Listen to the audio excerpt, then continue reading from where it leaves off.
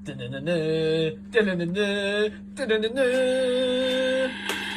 TV. How do there, guys, and welcome back to Edgar TV. And today what I want to do is discuss or show you some footage where we talk about the PDC World Darts Championships, the biggest event in World Darts, the biggest paid, the biggest watched. It is the biggest event every year and just grows and grows and grows. PDC World Darts Championships. So playing in said event is surely going to be really nerve-wracking and really anxiety build and all these things, right? Not necessarily. I did struggle with actually feeling very flat, very unnervous, and actually it turned out I wasn't the only one as well. This Sunday when we did Let's Talk Darts, we had Luke Humphries on the show. Check out the footage from the show actually, it'll give you a different perspective on the sort of build up to this event. Championships, we had that as well. Yeah, the Worlds, because yeah. I remember you mentioned, because the first World Championship you went to, you said you didn't really play too well. I think you went in as a youth tour qualifier. And yeah, that's right, yeah. The second one, you went in and you was playing Adam Hunt, and you played amazing. And I was on second, and you brushed it off, and then you just come on off, and you was like, so much better actually. You know, just like you felt like you'd learnt something from the first time. Can you remember what that sort of was? What sort of made it better the second time round from the first? Yeah, I think, obviously the first time I did that, I was expecting, and this is no lie, I expected a lot of nerves, like nerves that I couldn't control. That was going to be very hard for me to deal with, and I didn't get it. And honestly, it surprised me because, I thought I was going to really struggle with the nerves, and I didn't get it. So the next time I played, I did get the nerves, and I think it helps me sometimes. Just that little bit of nerves, not a lot, but just a little bit. And I learned a lot from that game against Jeff Smith in that prelim. He played really well, to be fair to him. Even if I'd have played at my best, it would have been a struggle to win. His finishing was fantastic. But as you know, once you get up on that stage a few times, you do learn from your experiences. Makes you a better player. And ever since my first time on the stage, I've never looked back. I've had some brilliant performances up there, and you're the same now. You had a good World Championships. You played really well. The first two times obviously didn't go your way, but against Darius. But yeah, you were always I'm relatively new, so we're always learning, aren't we? And every time we get up on that big stage, anything can happen, and we know we can play our best, but we can also play not as well. But I think experience prevails, doesn't it, in the end? Definitely, 100%. First of all, thank you, Jake Parsons, for your donation tonight. The second thing, I've made a note here when you were speaking, you said you wasn't nervous and you was expecting to be. I'm really glad someone else has said that, because this was my problem. So when people say about that experience and keeping in control and in check with things, I found that I had the total opposite, that I was almost too calm. Yeah. And I didn't have any nerves. And I think what it was is you build up to it and you think that the occasion is going to do it for you and make your body react. So what you do is you go, right, stay calm, stay calm, stay calm. And you end up being too calm to the point where you don't have that level of arousal to go up there and play that level of performance. And for me, the experience was going, right, take it, don't try and calm yourself down, run with it. Get the butterflies, get the adrenaline, and sort of enjoy that. And I'm guessing that was the same for you then with the Worlds. Yeah, it was exactly what you just explained.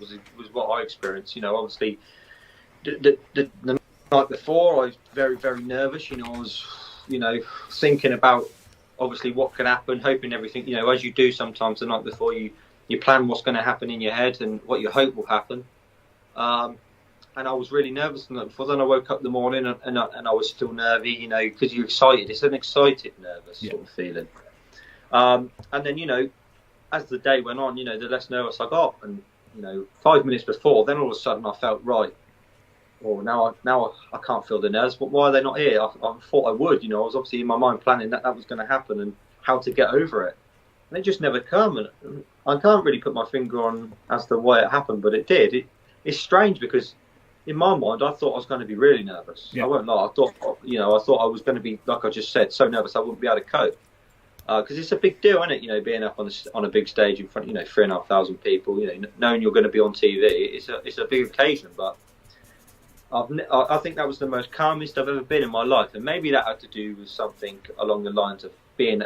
It was like a what do you call it? A free shot for me, because I didn't expect the chance to be playing in the Worlds that year. That had only just come out, say, 2 months before that I was obviously going to have the chance to qualify through winning the development tour. So yeah, I think it was more like just a free shot in the dark for me, and there was no pressure on myself, and I didn't really have anything to prove. Yeah. And I think that's where I didn't get the nerves from, to be honest. But that's all changed now. Every time before I play up on the big stage, I get that little butterfly feelings and that little bit of nerves that I think everybody, relatively new to it, still gets. Yeah, I think another thing, I'm quite opinionated at times, especially with like trying to understand. Jodie's agreeing straight away, especially with trying to understand like the psychology of things. Now, one thing I kind of put that down to when I went through it, and I don't know whether you agree or disagree or what, but it's the familiar versus the non-familiar. So when you go to the World Championship debut, you're in the hotel beforehand, you've got the whole experience of, I'm going to play in this tomorrow, I'm going to the arena, oh, there's Yali Pali, here's the room. All these things are the unfamiliar things, so you get a bit nervous with that. The second we get to the things we're familiar with, because of the Euro Tours, we're familiar with the walk-ons, and all our lives we've played darts. So when we get in front of a dartboard, it's familiar. Oh, there's the dartboard, it's that distance, it's the same colours, everything's the same from that point, so that's the familiar side of things. So we actually find that you have a crash, and you actually become too calm when you get back in a familiar setting from that sort of unfamiliar setting of the whole build-up of it. Do you think there's anything in that, or? Yeah, I mean, I haven't. Obviously, you're more philosophical than I am. I'm not really looked into it as much in that way. But now you sort of said it, it makes me think maybe. That's obviously something I never really thought about. But you could have a good point there. Obviously, our sort of happy place in that is on a dartboard. So the walk-ons and all the backstage, interviews and whatever, and the pictures and stuff are all relatively new to us because they're not things that we usually would do. Yeah. Yeah, that in front of a dartboard, that's all we used to. I'd probably get more, even though I'm pretty decent at my interviews, I'd probably get more nervous doing an interview or having my photo taken or all that sort of build up more than I would be playing the darts because like you just said, it's the familiar like non-familiarity of it, isn't it? And it's like the photos. I'm not a fan of the photo taking part because I'd like, if I knew what it was going to look like on the screen and they said, right, we're doing this photo for this thing, you'd know how you want to present yourself. But they don't. They just go, right, do this, stand like this, stand like that, look there, look here, look at this, and it's like, well, what's this being used for? And there's a lot of that. The World Championships, things like that, they're unguided, so you just sort of do it as you go. You don't have like a representative or someone who goes, right, this is what the walk-on looks like. Most of the time, the first time you see the walk-ons when you're actually doing it. So that's sort of the unfamiliar side of things that people sort of need to get used to with that. Presenting you with a schedule, like, oh, by the way, you needed for interviews, you needed for RTL, you needed for radio, you needed for this, you needed for that. You don't get that other events. Events such like the UK Open, things like that. You don't turn up and they go, right, you needed for all this media work beforehand.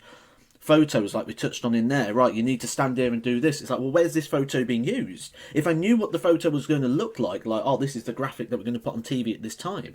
But it's just sort of, because obviously that's within your preparation time. So let's say, for example, the first time I went, right, 3 hours, that's my normal sort of preparation time. I'm going to go in 3 hours early. And then all of a sudden, right, I've got 45 minutes of media work to do. So that was an inexperience on me. And that's where we talk about experience quite a lot. Guys, I know there's some people out there who have played in World Championships who watch this. What was it like for you? Did you have the same issue as me and Luke, that you sort of felt a little bit flat with it? That you was expecting the event to do something to you that it didn't do? Or did you go the total opposite and you go to the nervous side? What do you think you would do if you was playing in the World Championships? Let me know in the comment section below, guys, and I'll catch you soon for some more Edgar TV.